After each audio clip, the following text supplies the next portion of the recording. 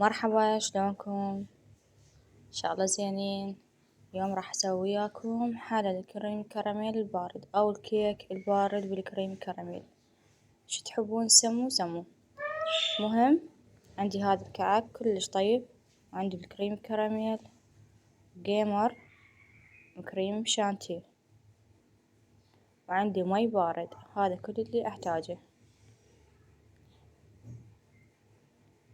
أضيف الكريم كراميل العفو الشانتيه،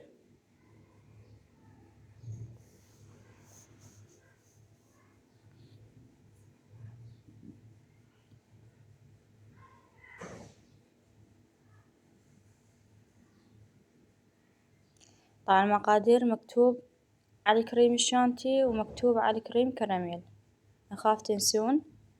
اقروا شوفوا ايش قد الكمية اللي تحتاجونها. راح أضيف المي البارد،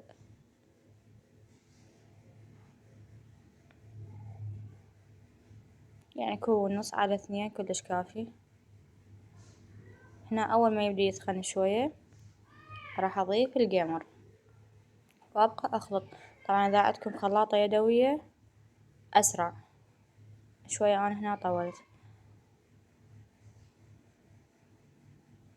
وهنا زوجي شوية ساعدني.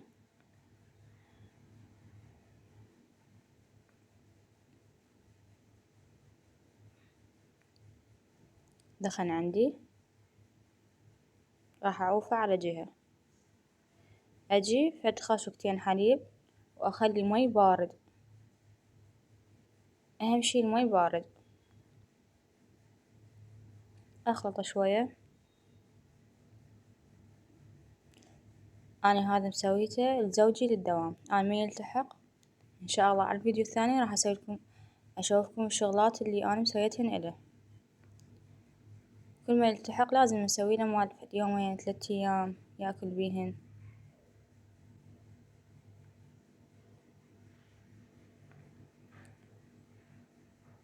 عندي بالمي البارد وعلى السريع، ما يحتاج أطول بيها لأن هو بسرعة يمتص الحليب. أخلي طبقة أولى، هنا كملتها.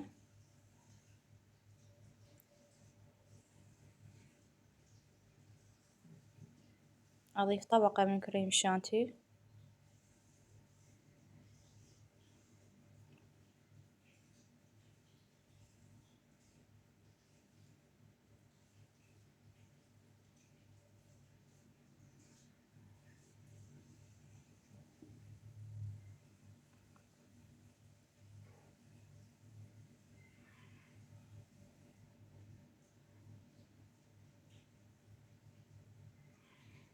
وهاي الطبقة الثانية من البسكت، وهم راح أضيف طبقة من كريم الشانتي.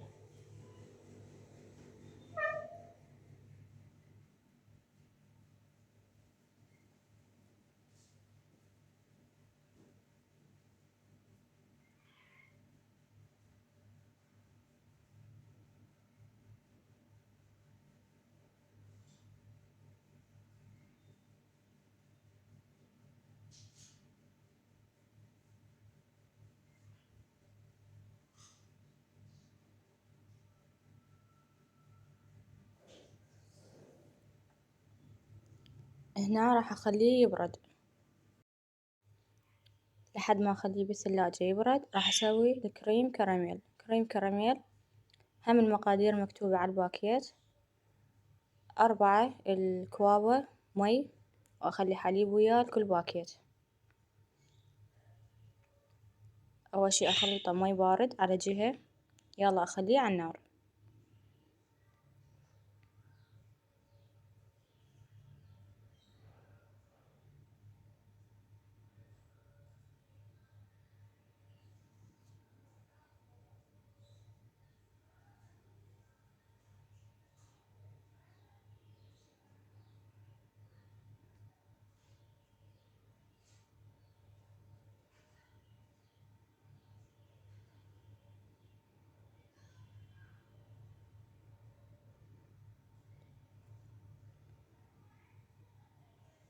هسه راح أخليه على النار دقيقتين 3 لحد ما يفور فورة خفيفة كلش كافي. هو يبقى خفيف، من يبرد راح يصك. هسه راح تشوفوا وياي هنا كلش كافي.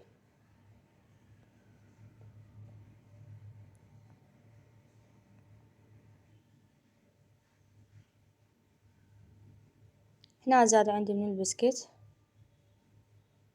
راح اخلي الكريم كراميل وهو حار شوية ارش عليه، واخلي طبقة من كريم شانتيه.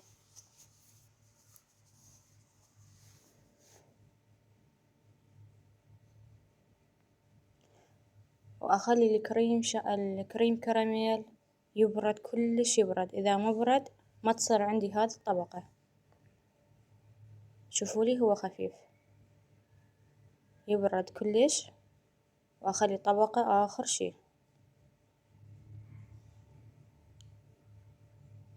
عندي هاي البايركس راح اخلي الزوجي للدوام، وهذا انه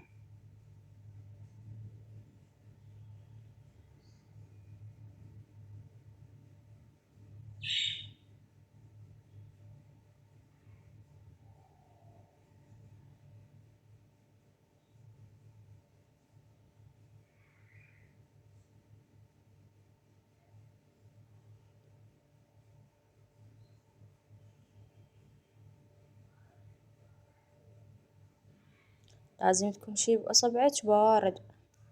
الكريم كراميل يلا تضيفيه على البسكيت والكريم شانتيه.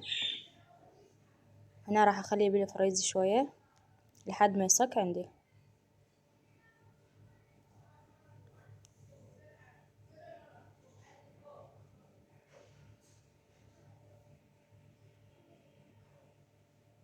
شوفوا لي شلون صك، واتمنى تجربوا كلش طيب وخفيف.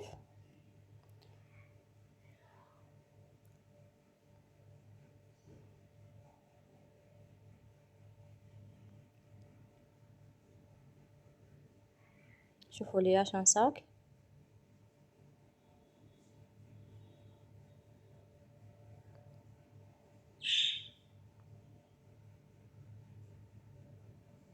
والتزيين حسب اللي انتو تردوه.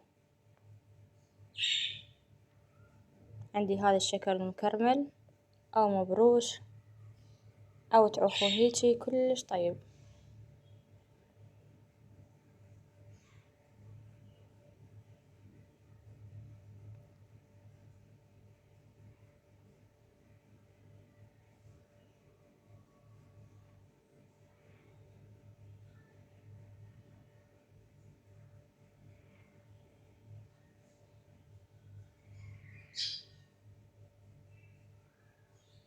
هنا كمل عندي.